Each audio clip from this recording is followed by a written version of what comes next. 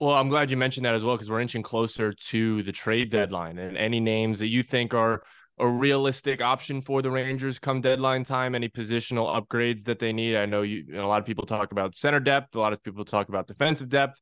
Just your opinion on that. Yeah, it's going to be an interesting deadline because it is. I mean, I think ideally you want to have like 7 or 8 defensemen that you can count on entering the playoffs, and the Rangers are close to that. They could maybe use another extra guy who can fill in on the third pair from time if someone gets hurt. Um, Forward wise, it does feel like they are in a place where they could use an upgrade potentially. Um, the flexibility is really going to just come down to what Filip Chytil's situation is looking like. If they expect him to be able to be back at any point in the regular season, and if not, if they're able to find someone that they can target and use his money, his Chytil salary, let you put him on LTIR and use that extra salary to bring in an extra player. I don't specific names are tricky because I mean, the center depth in this trade deadline class isn't super great. There's Elias Lindholm, and there's a drop off after that that's pretty substantial. Lindholm would certainly be a welcome addition, I would think, to any team, but he's also going to cost a lot because of that. So maybe Chris Drury parts with some pieces and makes a big splash. We've seen that he's willing to be aggressive, and I'd expect the Rangers to be aggressive again. I mean, this is a team that, despite their recent struggles, has been atop the East standings for most of the year and seems like it has the capabilities to potentially make a deep run. So you want if you have a team with those capabilities, you don't mess around and not add. So I definitely think they'll be aggressive. I don't know exactly which players they'll target. I you could even like if the centers are too expensive, you could try and get say an Anthony Duclair, a good winger that could bring some speed and scoring ability. And yeah, it's going to be interesting because I definitely think their forward group could use a couple more guys, and then maybe the benefit of health would do wonders for him with Kako and maybe Heedle coming back at some point.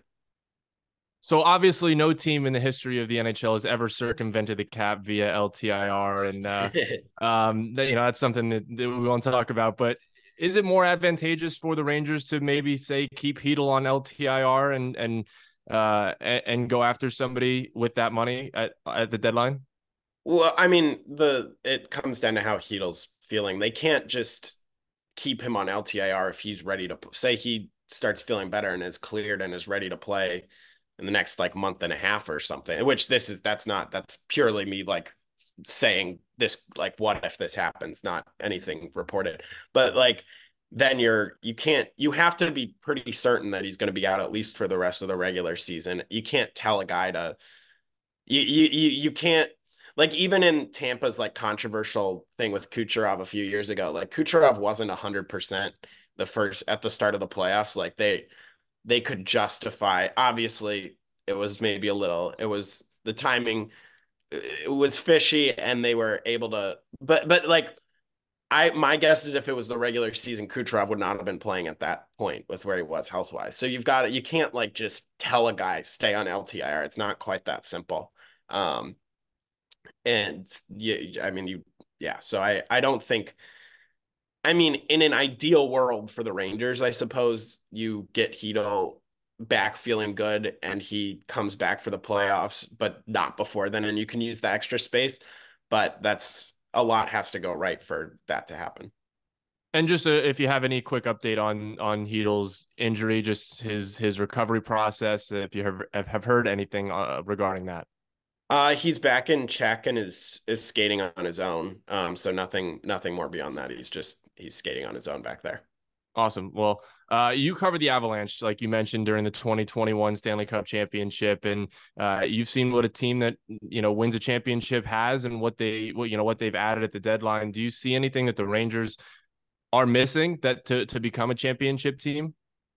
Yeah, I mean, I think the biggest thing is just like depth and the like we're seeing now the Rangers are dealing with some injuries and the lineup gets thin quickly. Like just when you it's easy to envision the lineup when everyone's healthy and be like, oh, this is a team that could do some damage. And I think the Rangers are in that boat. But what the Avalanche did when they won in 2022 is they added three forwards and two defensemen that all kind of were guys who played a lot or did I three forwards, one defenseman, I think.